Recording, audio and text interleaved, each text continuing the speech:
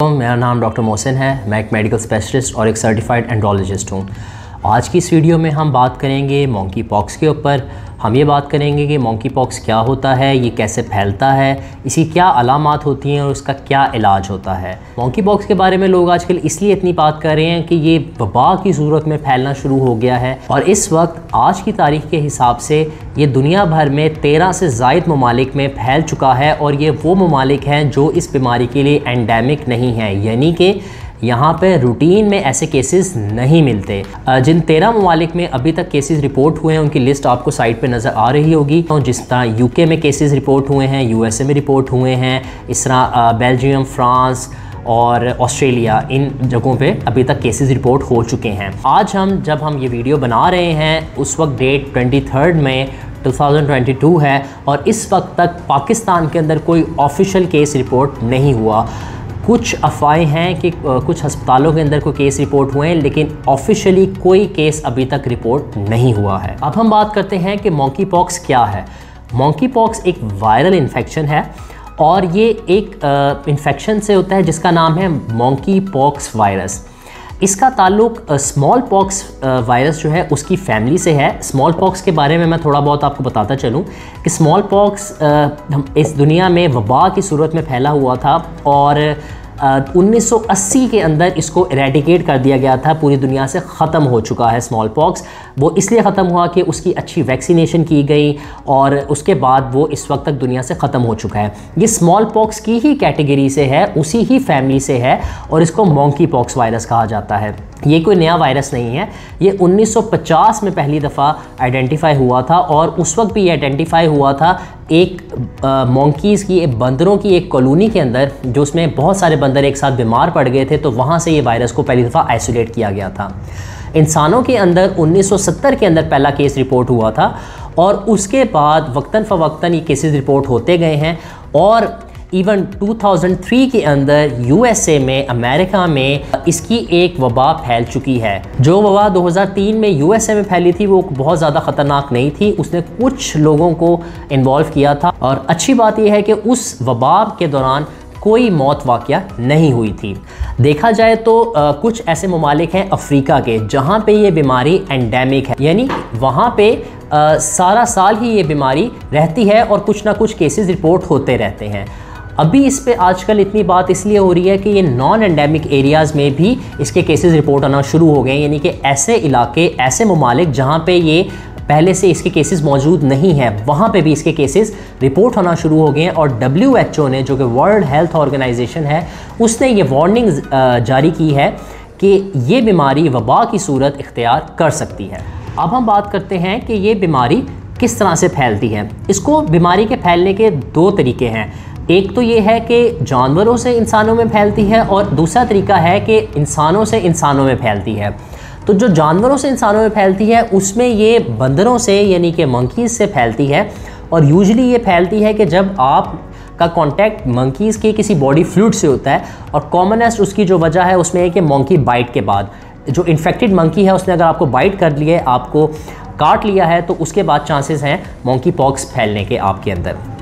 जो human to human यानी इंसानों से जो फैलती है उसमें रेस्पिरेटरी ड्रॉपलेट्स के थ्रू फैलती है, यानी कि अगर कोई एक इन्फेक्टेड इंडिविजुअल है आपके आसपास और वो खांसता है, छींकता है या बोलता है, तो उसके जो रेस्पिरेटरी ड्रॉपलेट्स हैं जो हवा के ज़रिए फैलेंगे वो आप तक इन्फेक्शन को कैरी कर सकते हैं। कि इस बीमारी का इंक्यूबेशन पीरियड कितना है।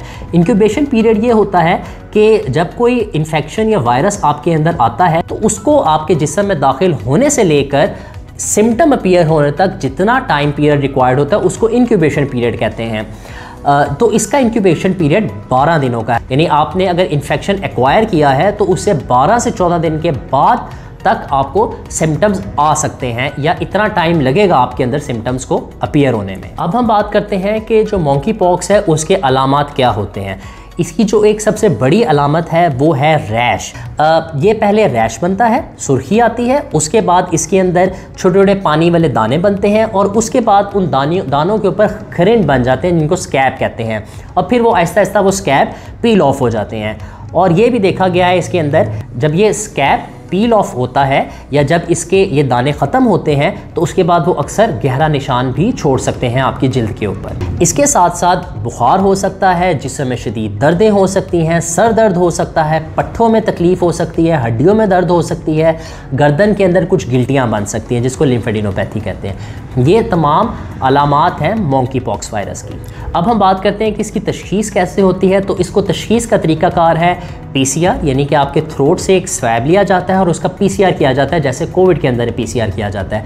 इसके अलावा एंटीबॉडीज़ भी हैं जो आपकी बॉडी के अंदर डिटेक्ट की जा सकती हैं, वो एलाइज़ा के थ्रू डिटेक्ट की जाती हैं। तो ये 2 कॉमन टेस्ट हैं जो इसकी तशख़ीस के अंदर इस्तेमाल होते हैं। अब हम बात करते हैं कि इसका इलाज कैसे किया जाता है। तो देखा जाए तो इसकी ट्रीटमेंट सपोर्टिव ट्रीटमेंट होती है। सपोर्टिव ट्रीटमेंट का मतलब है कि जो अलामात आ रही हैं उन अलामात का इलाज किया जाए।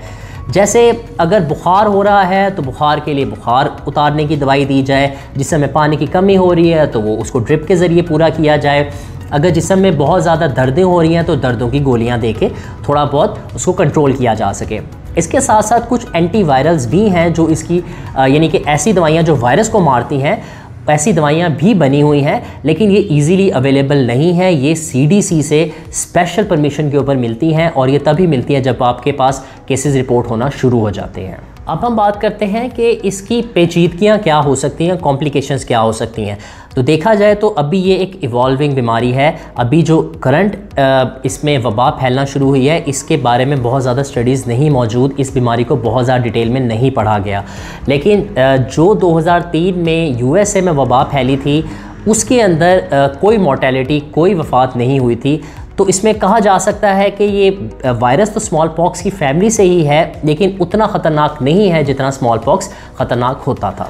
आखिर में हम बात करेंगे कि इस वबा से कैसे बचा जा सकता है। इस वबा से बचने का तरीक़ाकार ये है कि जो वैक्सीन स्मॉल पॉक्स के लिए इस्तेमाल होती थी वही वैक्सीन इस बीमारी के अंदर, मोंकी पॉक्स के अंदर भी इफ़ेक्टिव है और इसकी ख़ात्मे के लिए इस्तेमाल या इससे बचाव के लिए इस्तेमाल की जा सकती है।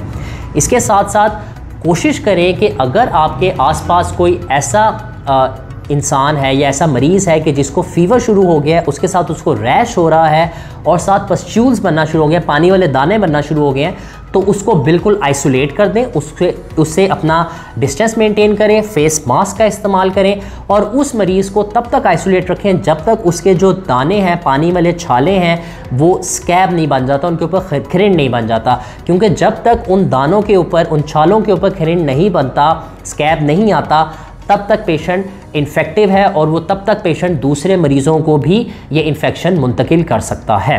आज की वीडियो में बस इतना ही। उम्मीद है हमारी इस वीडियो से आपको कुछ फ़ायदा हुआ होगा। अगर इस बीमारी के मुतालिक आपके कोई सवालात हैं तो आप हमें ईमेल भी कर सकते हैं और आप हमसे व्हाट्सएप पे भी रब्ता कर सकते हैं। अपना ख्याल रखिएगा। अल्लाह हाफ़िज़। शुक्रिया।